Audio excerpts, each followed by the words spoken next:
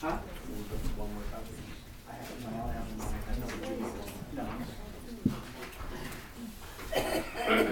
All right, so thank you for giving us an opportunity to come out and speak tonight. I'm sure you expect a lot of what we're going to say is going to be quite a bit different than what we've heard so far. I beg your pardon and ask your forgiveness that you're going to hear from two people speaking on this that aren't experts on power plants tonight, an engineer and an English major. But I'll do my best. Why do we need a fair host agreement? This is what, as we have tried to help council negotiate for a better host agreement, we have heard a lot about tax structure. In fact, the first thing I have in here is two things that were already mentioned tonight. In Pennsylvania, you don't get a tax on the value of property in use. And I try to understand that, and this goes back to 3 cases involving Allegheny Energy's Hatfield Fair generation station back in the early 2000s that accomplished this tax structure for power generation facilities. One of the reasons we're negotiating a host agreement now with Invenergy is because that tax structure leaves a community with little ability to offset the impact of such a heavy industrial use on the community. The problem with Pennsylvania's tax structure as written is that it guarantees that Invenergy will essentially pay the same tax structure as a company like Lockheed Martin, a company that will employ hundreds of people at good living wages without posing the same level of environmental and health risk that Invenergy will. As indicated in the letter you received from Fair Shake, negotiating and enforcing a host agreement is one way for local governments to ensure that the negative impacts of large development projects are balanced with beneficial, sustainable impacts on the community. One of the key concepts in that assertion is balance, which is reinforced in all the writing on host agreements you can find. So that you don't have to take the word solely of Fair Shake, who we have consulted with, I would direct you to another example by Spitzer, Salkin, and Buchser, a trio of published legal experts from New York, who argue that one of the most important tools in achieving this balance for communities is a host agreement, which should be negotiated to ensure that the developer agrees to provide the community with certain benefits and mitigate specified impacts of the project. So we have to understand the impacts. And once we understand the purpose of the host agreement, it becomes important to fully understand what the potential impacts are from development. Now, we have been discussing the possible impacts of the proposed Lackawanna Energy Center on the community for over a year now. However, in order to arrive at an agreement that addresses a proper level of balance, it is imperative to be at least a little bit mindful of them right now. It is important to remember, as explained in the Brenda Gibbons article on October 15th, 2015 in the Scranton Times, that the Lackawanna Energy Center will be the 7th or 8th largest emitter of greenhouse gases in Pennsylvania. Remember that during the conditional use hearing, even Invenergy's own air quality expert conceded that during temperature inversion periods, particulate matter would tend to congregate in the areas closest to the power plant where many residents live. And although Invenergy has attempted to counter the property value loss arguments, they have not been able to satisfactorily disprove the actual peer-reviewed scholarly evidence that there will be a 3 to 7% property value loss to homeowners within 2 miles of the facility, with losses in excess of that amount possible within 1 mile. In fact, Invenergy has done their job and downplayed all the negative impacts the Jessup residents will have to bear. Impacts that Fair Shake reiterated in their letter to all. Increased noise, air, and water pollution, decreases in nearby property values, a potential drain on emergency services, and risk of terrorism, risk of harm to the community through unintended malfunctions. In other words, the potential impacts to our community are severe. And when you factor into the equation the size of this particular facility, those impacts stand to be considerably larger than those seen in proximity to more typical, smaller facilities located throughout the state and country. To say bluntly, $1 million per year does not begin to offer a suitable amount of offset to balance the benefits with all the negative impacts. That amount of community payback, which is more in line with the amount paid to communities who host plants 1/4 in size, does not offer the possibility for ensuring enough positive impacts for every resident of Jessup. is a fair host agreement? Before we start digging into the numbers, and what some of the counter arguments might be to them, we have to acknowledge that this council has done a good job by ensuring a host agreement to begin with. As many will state, and have tonight, all power plants in Pennsylvania do not have host agreements.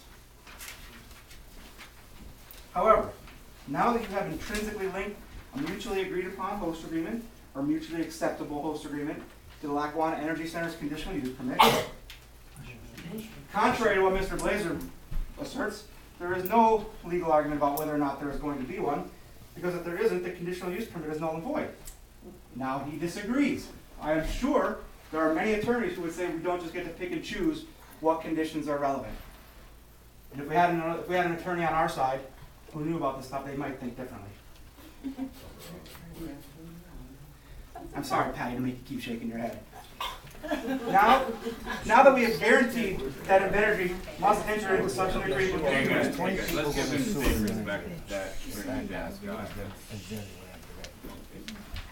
The task at hand for you is figuring out how much is fair. To figure that out, we need to have some understanding of what power plants make selling power, an idea of what their costs are, an understanding of what power generating facilities typically pay to the local communities that are sited in. Essentially, to ensure that you negotiate a price that is fair for your community while still accounting for desirable profit to the business, you have to get to know the numbers that matter to them. This is why we have advocated the hiring of an expert to work on this alongside you.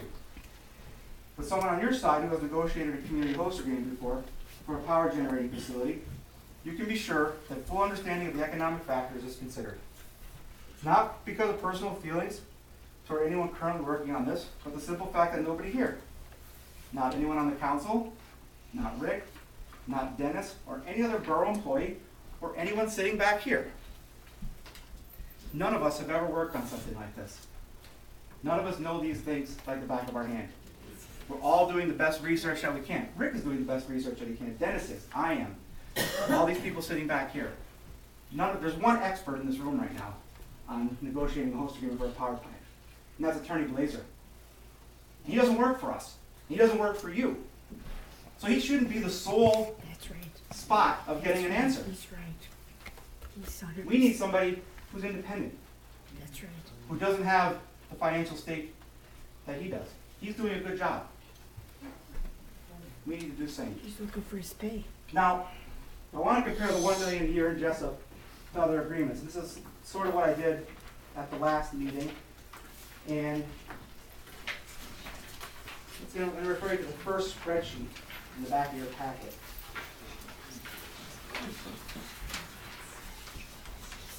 This breaks down all the host agreements, tax structures, pilot agreements that we looked at. It looks, yeah, I don't have a title on, I'm sorry. Sorry. You got it. Okay. Okay? So, the first thing I'm going to do is I'm going to correct the dollar per, this breaks everything down to $1 per megawatt. Total amount of money these plants pay in taxes, pilot agreements, or host agreements per year. Could you hold on 1 second? Just want to make sure everybody knows what you're looking at here.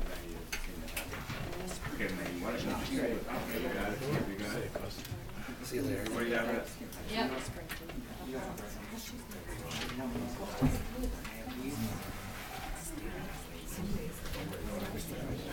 This is why it would have been better if I had a PowerPoint. Maybe 1 second.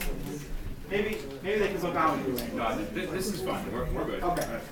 So what I'm trying to do is I'm trying to break down what these companies pay per megawatt. Okay?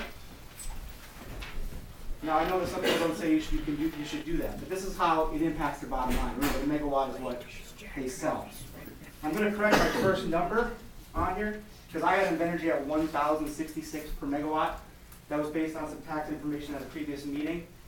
I'm going to go with Rick's number, though. Rick's number was something closer to about, I think, 1,200 a megawatt when we broke down what he had for taxes. So we'll give him 200 more a year there. Oakwood Hills is down to $2,000 per megawatt. Cannon Falls, 2,600, but remember that's a PP plant, runs 2% of the year, not 100% of the time. Okay. Glacier Hills, 4,000 megawatt.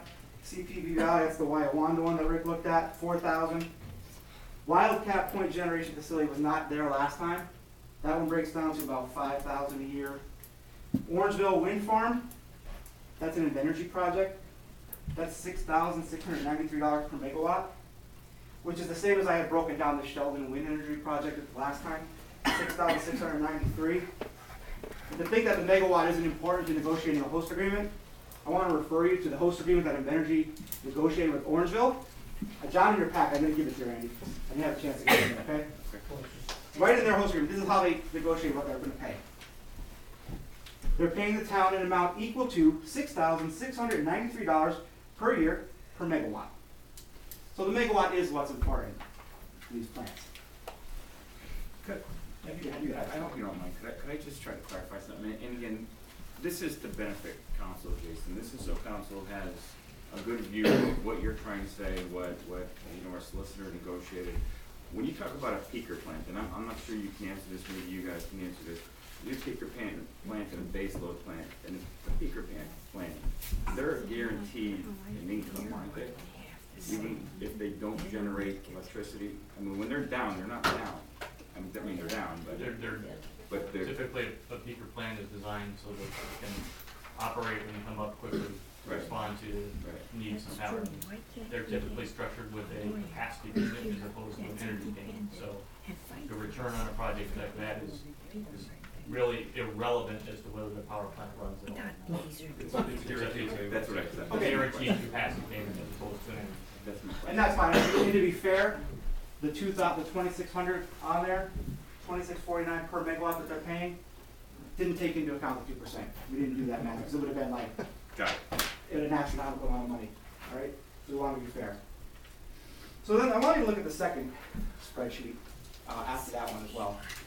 What I did here is I took the per megawatt payment at these other plants, and I created a column of what would Jessup get if we got paid at the same rate. Okay? So I had 1.6 million for Invenergy because that was going off a different tax number.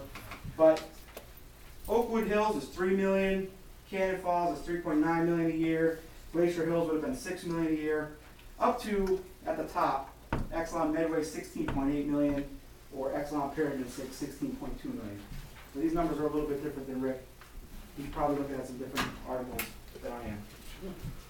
Now, one thing that has been asserted when looking at the numbers, the way. It's a quick question. So were these based on megawatts, or is this your interpretation of that? I wasn't clear on that. Were these actually based on megawatts? These weren't all based on megawatts. Okay. The Orangeville one was absolutely based on megawatts. The wind farm. The wind farm, okay. Now, one of the things that has been asserted when looking at the numbers the way we just did is that it's not a fair comparison because the plants are in different states and in different power markets.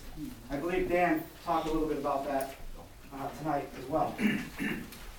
So what I tried to figure out, and again, I'm going to say it here for everyone's benefit, and I'm sure most people sitting up here will agree, I'm not an expert on this.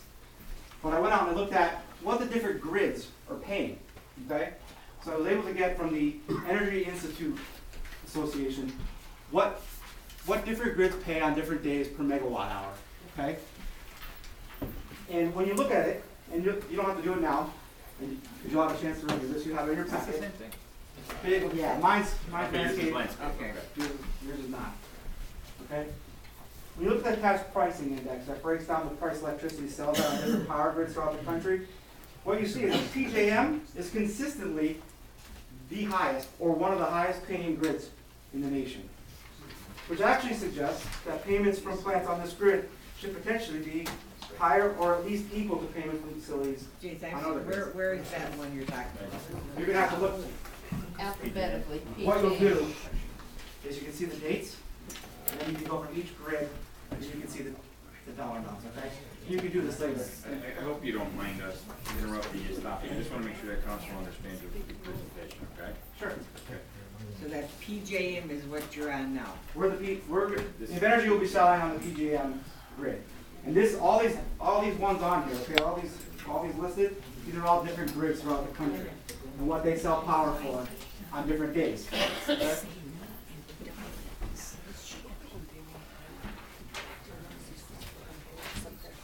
You selected a few days a month for each grid, right?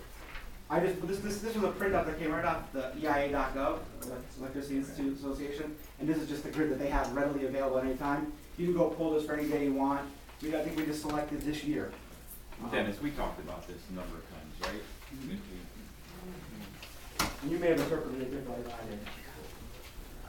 Okay, so ultimately what matters most when looking at the numbers, as we are trying to do here, is the relation of the total payments of taxes, host agreements, and pilot programs have to megawatt output. It is fair to argue that investment costs and operational costs are fairly consistent no matter where a plant is built. However, what is important to note is that every power generating facility has similar cost structures relative to their type.